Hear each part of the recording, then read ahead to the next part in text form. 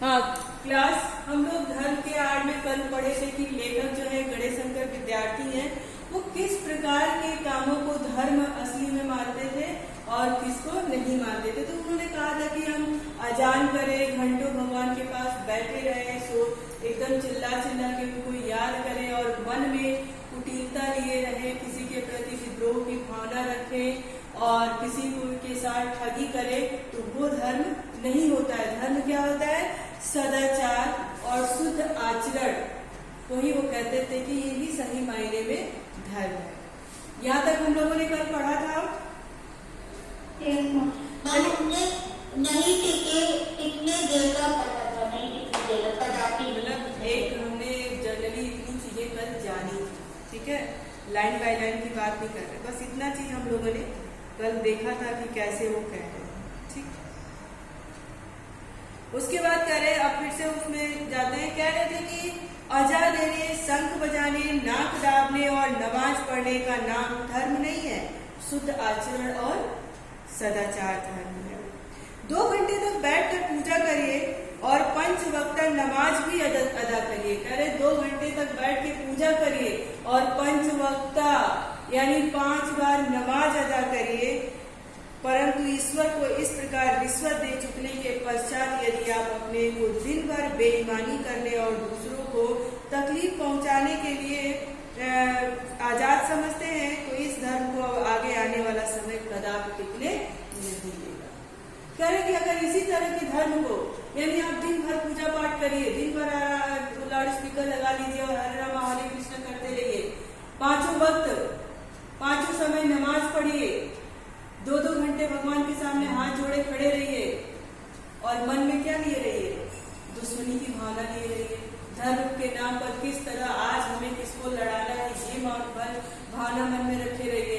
तो ये क्या है? ये धर्म नहीं है। मैं तो धर्म मानता हूँ सदाचार और शुद्ध आचरण को, और इस तरह की जो भावनाएं है, आने वाला जो समय है वो कदापि इसको बर्दाश्त नहीं करेगा, है ना। उनका ये कहने का मतलब था कि आने वाली जो पीढ़ी होगी वो थोड़ी सी इन चीजों से परे उठेगी, इन चीजों पे, ये जो धर्म के नाम पे लड़ाइयां हो रही है, इन पे सवाल उठाएगी और कदापि आपके इन सवालों को, इस जो बंधन है उसको स्वीकार नहीं करेगी, उससे एक अलग रास्ता अपनाएगी।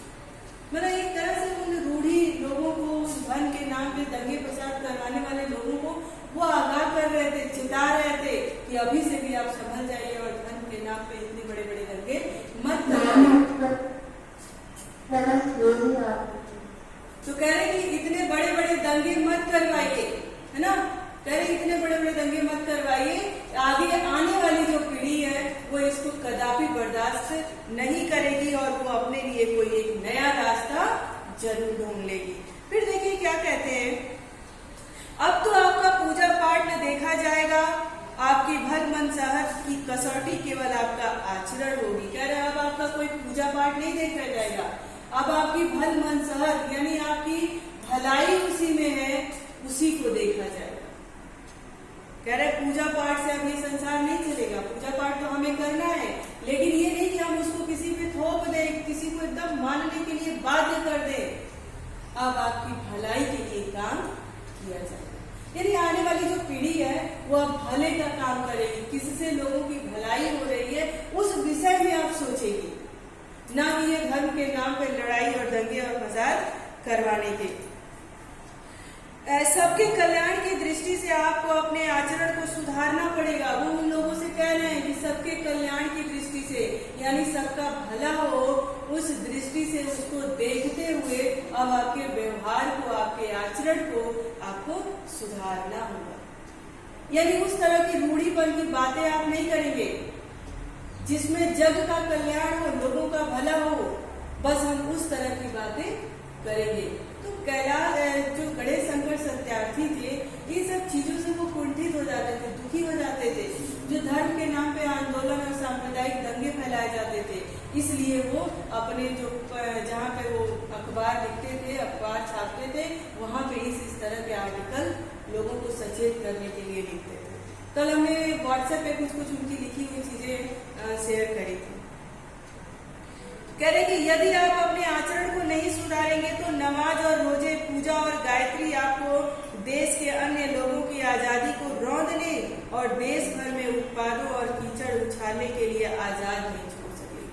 कह रहे हैं कि अगर धर्म के नाम पे जो ये रोजा, नमाज और भगवत गीता ये सब जो आप पढ़ रहे हैं, उसके आड़े आकर अगर आप इस तरह का काम कर रहे हैं, लोगों के भले के विषय में नहीं सोच रहे हैं, धार्मिक सांप्रदायिक दंगे कर रहे हैं, तो इसलिए ये देश आपको आजाद नहीं छोड़ेगा। आने वाले समय में, यानी जिस समय में हम जी रहे हैं, इन समय की कामना उन्होंने पहले ही कर ली थी।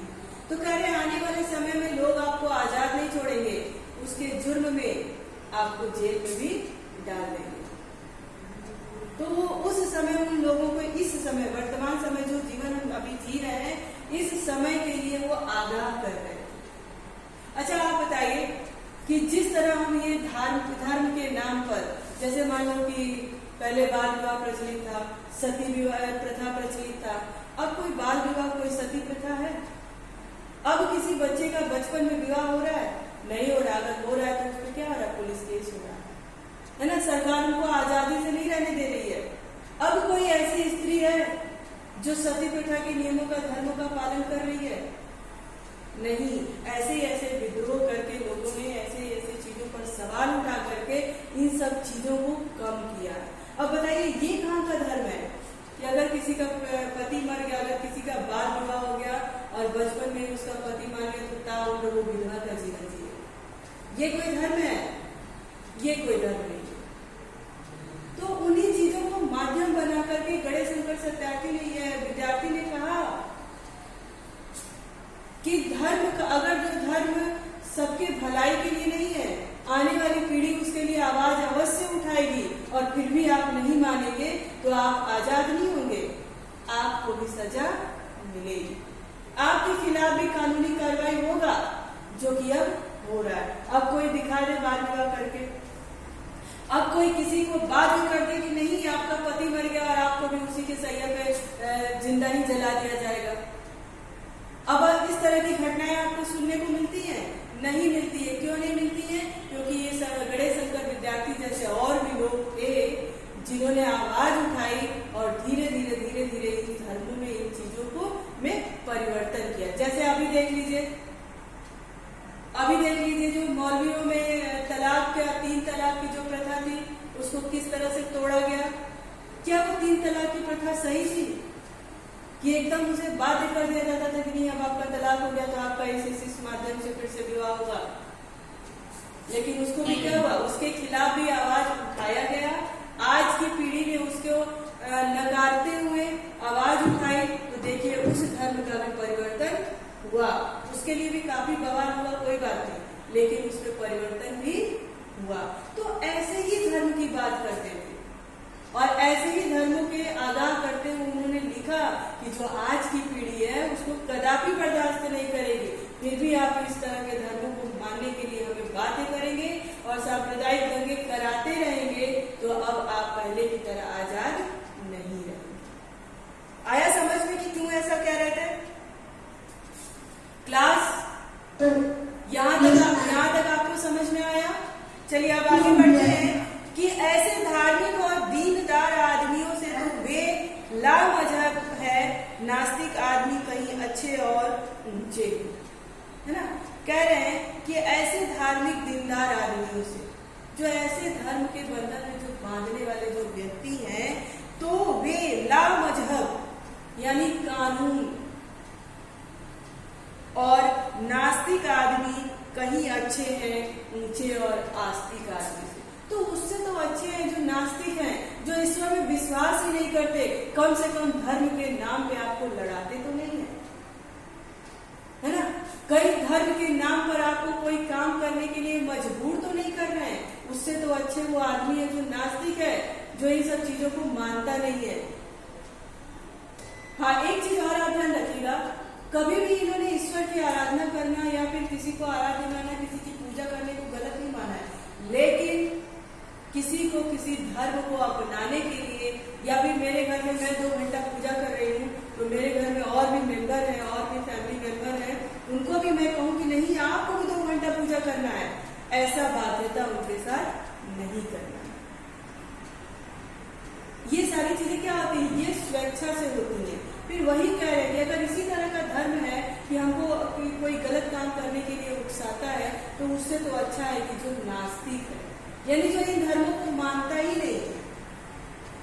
बस एक उदाहरण के तौर पे उन्होंने समझा है। नास्तिक को अच्छा नहीं कहा है, लेकिन कहा है कि उससे तो अच्छा नास्तिक है कि कम से कम किसी धर्म के आड़े आकर कोई गलत काम तो नहीं करता है, किसी को फोर्स तो नहीं करता है कि नहीं आप भी इसी चीज को करिए जो मैं कर रहा हूं। आया समझ में? फिर कहते हैं जिनका आचरण अच्छा है, जो दूसरों के सुख दुख का ख्याल रखते हैं और जो मूर्खों को किसी स्वार्थ सिद्धि के लिए उकसाना बहुत बुरा समझते हैं, ईश्वर ने इन नास्तिकों और लामजहब दोनों लोगों को अधिक प्यार किया। कह रहे हैं कि जो दूसरों का मदद करते हैं, भले वो भगवान की पूजा 2 घंटा ना करते है ना, भले वो 5 समय नमाज ना पढ़ते, लेकिन जो दूसरों की मदद करते हैं, हमेशा दूसरों की भलाई के विषय में सोचते हैं, दूसरों के सुख दुख में काम आते हैं, तो ऐसे को तो लामजहब यानी कानून भी, भगवान भी क्या करता है? सबसे ज्यादा प्यार करता है। क्योंकि भगवान वो हमेशा कहते हैं कि सारी चीजों को परे हटा दो, अलग कर दो, और मनुष्य के रूप में अगर सोचो तो हम सब क्या है? बंधु हैं, हम सब क्या है? भाई हैं, है ना। वो हमेशा कहते हैं कि वो मनुष्य नहीं है जो दूसरों के काम ना आए, मनुष्य वो है कि जो मनुष्य के काम आए, चाहे वो आस्तिक हो या वो नास्तिक हो। अगर वो आस्तिक है, दिन भर भगवान की पूजा करता है, पर वो किसी के काम ना आए तो बेकार है।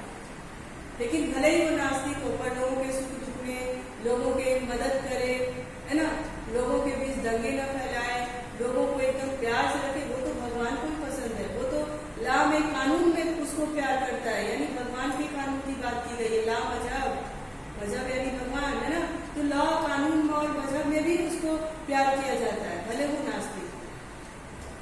कम से कम धर्म के नाम पे अपनी स्वार्थ के लिए किसी मूर्ख को, है ना, अपने स्वार्थ के लिए किसी मूर्ख को, किसी मजबूर व्यक्ति को बाध्य तो नहीं करता है, उसको उकसाता तो नहीं है। फिर कह रहे हैं कि और वह अपने पवित्र नाम पर अपवित्र काम करने वालों से यही कहना पसंद करेगा कि मुझे मानो, यही कहना पसंद करेगा कि मुझे मानो या ना मानो, तुम्हारे मानने से ही मेरा ईश्वरत्व कायम नहीं रहेगा। वो कहता है जो इस तरह के व्यक्ति होते हैं, लोग बस बिना किसी स्वार्थ के लोगों की मदद करते हैं, सुख दुख में काम आते हैं, वो कहते हैं तुम मुझे मानो या ना मानो, उनको इसकी परवाह नहीं है कि मैं उनका भला कर रहा हूँ या फिर उनके सुख दुख में काम आ रहा हूँ तो लोग मेरा नाम ले, है ना। वो एकदम निस्वार्थ भाव से उनकी मदद करता। तो कहता है कि तुम मानो या ना मानो, तुम्हारे मानने से ही मेरा ईश्वरत्व कायम नहीं रहेगा। दया करके मनुष्यत्व को मानो, पशु बनना छोड़ दो और आदमी बनो। लेखक उन व्यक्तियों के उस आस्तिक या नास्तिक मनुष्य के उससे जो ला ईश्वर है, जो भगवान है, उनकी तरफ से कह रहे हैं कि भगवान भी कहता है कि तुम मुझे मानो या मत मानो, तुम्हारे मानने से ही मेरा ईश्वरत्व, यानी जो भगवान के तरफ से दी गई जो भाव है, जो महिमा है, जो भगवान की तरह, भगवान तो नहीं पर लेकिन भगवान से कम भी नहीं है, वो कायम रहे।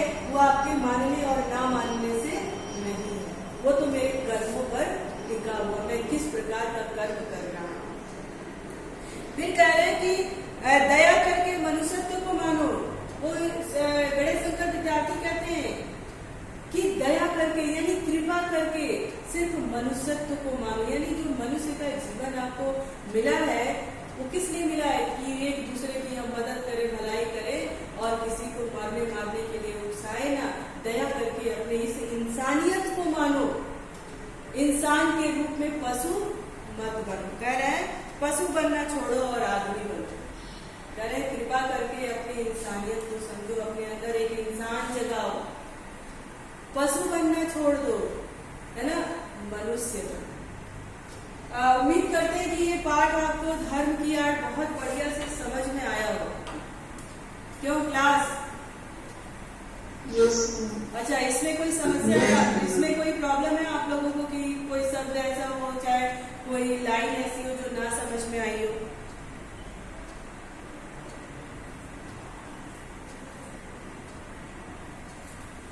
है कुछ क्लास?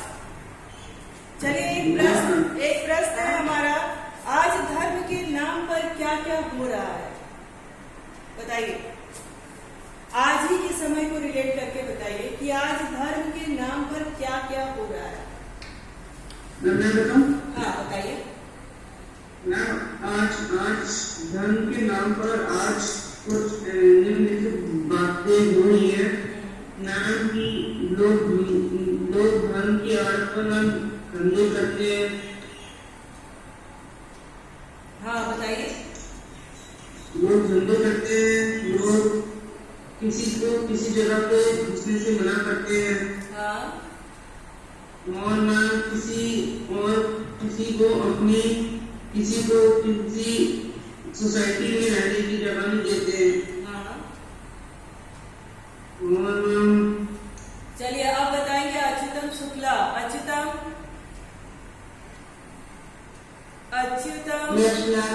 हाँ अच्युतम आप बताइए कि आज लोग धर्म के नाम पर क्या क्या कर रहे हैं। आजकल लोग धर्म के नाम पर दंगे फैला रहे हैं। हाँ। और झूठ में धर्म पे कह के कि ये करो ये तो फिर ये हो जाएगा, इससे पैसे कमा रहे हैं। हाँ। किसी भी सोसाइटी में अलग धर्म के लोग आ जाते हैं तो बहुत मुंह बनाते हैं या फिर नखरे दिखाते हैं, उनसे बात भी नहीं करते। चलिए बढ़िया। अच्छा बताइए धर्म के व्यापार को रोकने के लिए क्या उद्योग होना चाहिए, कौन बताएगा। धर्म के व्यापार को रोकने के लिए क्या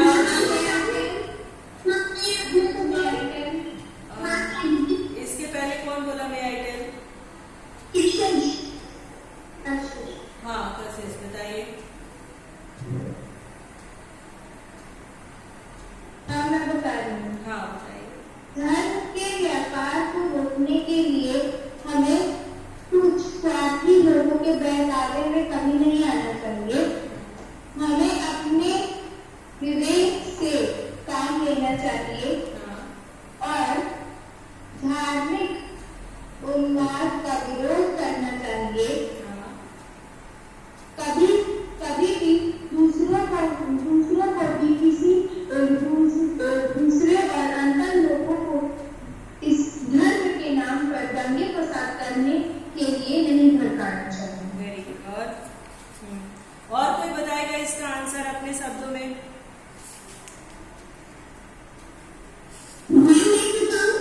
हाँ बताइए।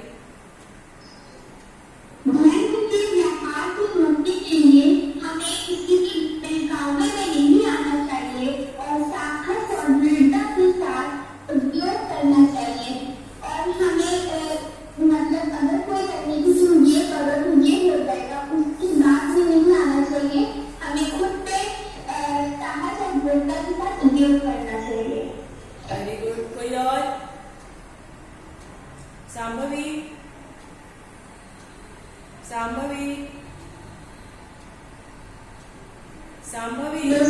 हाँ बताइए।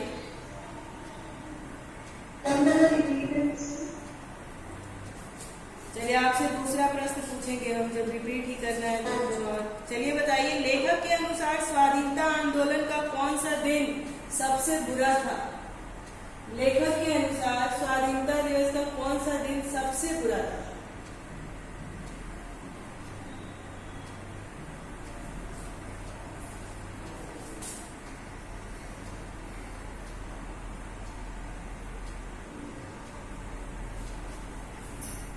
ओके जसप्रीत,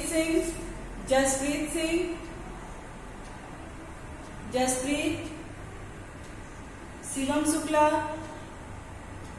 तन्मय द्विवेदी,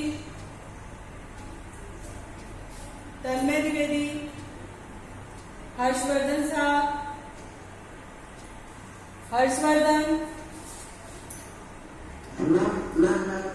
हाँ बताओ विज्ञान बताओ। हाँ बताइए। लेखक के अनुसार स्वाधीनता आंदोलन का वह दिन बहुत बुरा था जिस दिन स्वाधीनता के क्षेत्र में खिलाफत, मुल्ला, मौलवी मौलवियों और धर्मचारियों को स्थान दिया जाना आवश्यक समझा गया। हाँ। चलिए अभी और एक चीज और भी आप समझ लीजिए जरा स्ट्रिक्टली। जो ये सब लोग अपने डीपी पे कुछ भी लगा के रखे हैं, कृपया सारे लोग अपनी फोटो लगा के रखेंगे। समझ में आ रहा है? ये जो अकाटू बकाटू टाइप्स कुछ चित्र दिख रहा है, मुझे वो नहीं दिखना चाहिए। हाँ चलिए, हर्षवर्धन साहब, Harshvardhan, Swasti, Swasti, Swasti,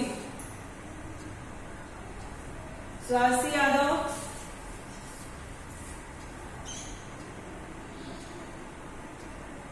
स्वास्ति, okay, Pankaj Kumar Pal, Mohammad Afzal, Mohammad Afzal, very good, Mohammad Afzal, Avinash Kumar, very nice बच्चों, बहुत अच्छी बात है कि आप आंसर ना करो। आंसर आपको आ नहीं रहा है कि आप करना। हाँ वर्तिका, वर्तिका, यस मैम। हाँ वर्तिका आंसर करिए। मैम, लेखक के अनुसार स्वाधीनता आंदोलन का वह दिन सबसे बुरा था जिस दिन स्वाधीनता के क्षेत्र में खिलाफत, मुल्ला, मौलवियों और धर्माचार्यों को स्थान दिया जाने लगा। इसका अर्थ है कि जिस दिन जातिवाद होने लगा और अलग अलग धर्म बनने लगे, वह दिन स्वाधीनता के आंदोलन में सबसे बुरा दिन था। वेरी गुड, यही मैं जानना चाहती थी। ठीक है, Thank you. क्योंकि वो किसी दिन की बात उन्होंने की थी, तो वो दिन कौन सा था? यानी वो दिन यही था जब मुल्लाओं को, धर्माचार्यों को एक पदवी दे दी गई थी, है ना, कि वो अपने हिसाब से अपने धर्मों का प्रचार प्रसार करें। यानी हमारे देश को जाति के बंधनों में उसी दिन बांट दिया गया था और आजाद होते हुए भी हम आजादी से एक कदम पीछे रह गए। क्यों? क्योंकि हम आजाद तो हो गए, लेकिन आपस में हम हमेशा लड़ते रहेंगे अपने धर्म के नाम पे। इसीलिए उनको सबसे बुरा उस दिन लगा। चलिए अगला क्वेश्चन है कि साधारण से साधारण आदमी तक के दिल में क्या बात अच्छी तरह घर बैठी है, स्पष्ट करिए। कौन करेगा? चलिए कशिश। Yes ma'am. हाँ करीम। ठीक है मैम, मैं बता रही हूँ। हाँ, तो मैम आपने क्वेश्चन क्या पूछा है? साधारण से साधारण आदमी तक के दिल में क्या बात अच्छी तरह से घर करके बैठी हुई? Okay ma'am, I am telling you the answer. साधारण से साधारण आदमी के दिल में यह बात अच्छी तरह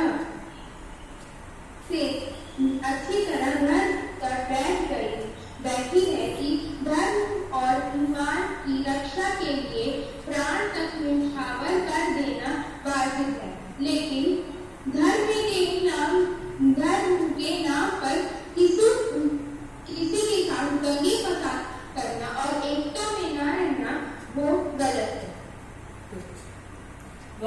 वर्तिका सिंह।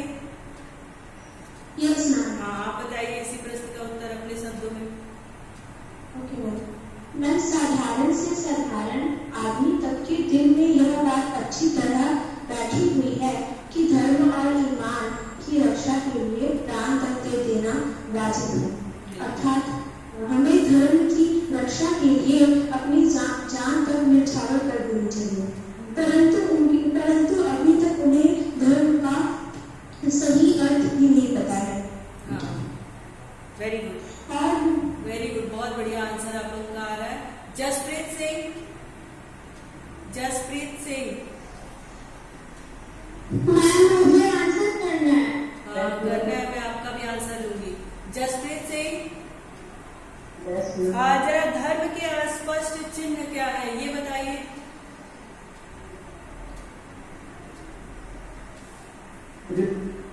धर्म के अस्पष्ट चिन्ह क्या है बताइए।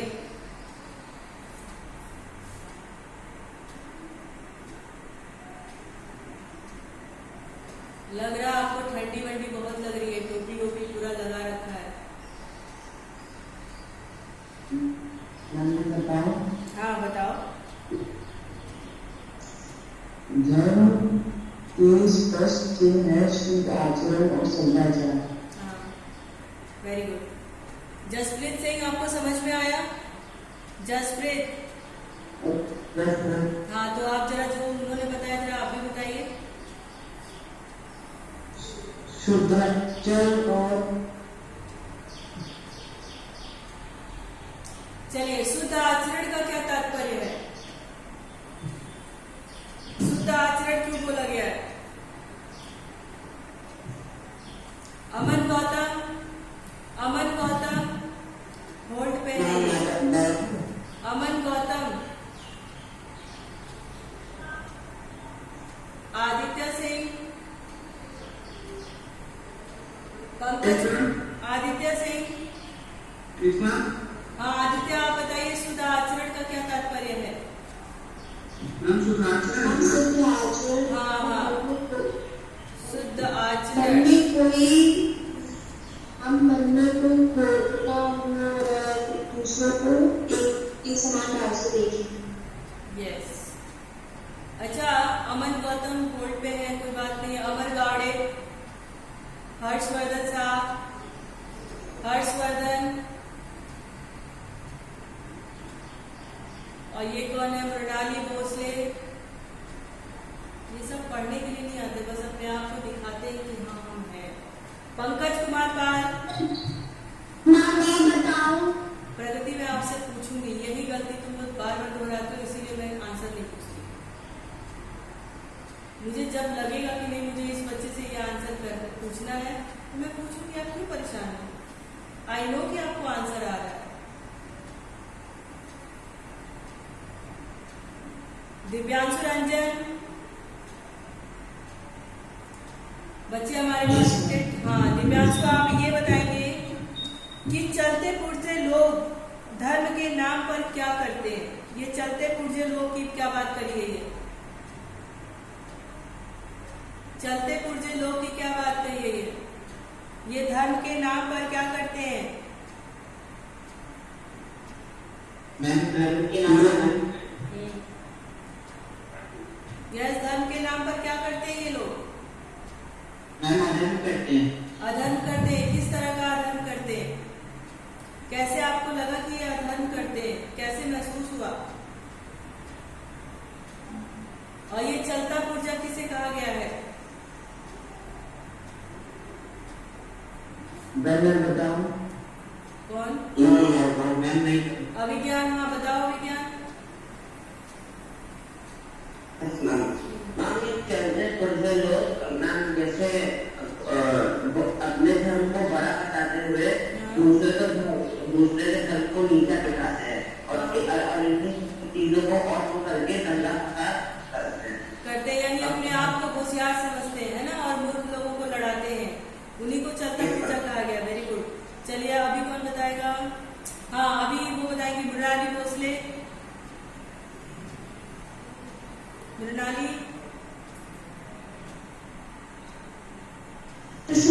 हाँ मृणाली आप बताइए कि चालाक लोग साधारण आदमी की किस अवस्था का लाभ उठाते हैं? चालाक लोग साधारण आदमी की किस अवस्था का मजाक उड़ाते हैं या लाभ उठाते हैं? मैम वो लोग वो आदमी जो सीधा होता है, चालाक लोग चालाकी से उससे कुछ भी हड़प लेते हैं। जैसे कभी कभार उसे पैसे में धोखा दे देते हैं या फिर हाँ बताइए। या फिर किसी चीज में उनका नहीं साथ देते हैं। पहले कहते हैं कि हम साथ देंगे पर बाद में नहीं देते हैं। वो अपनी चालाकी से अपनी बात मनवा कर फिर अपनी बात से मुकर जाते हैं। Very good. करना चाहती हूँ मैं आकर बेटा और लोग तो सामने आ रहे हैं, उन लोग को आना चाहिए ना। श्रीनी प्रधान, शिवम शुक्ला,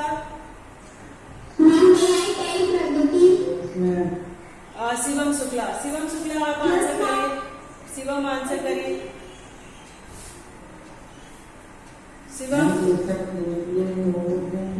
हम नेता के लिए लोगों सबसे बुरा था जब धर्म के नाम पर कुछ लोग आपस में दूसरे कम पढ़े लिखे लोगों को लड़ाया थे आपस में।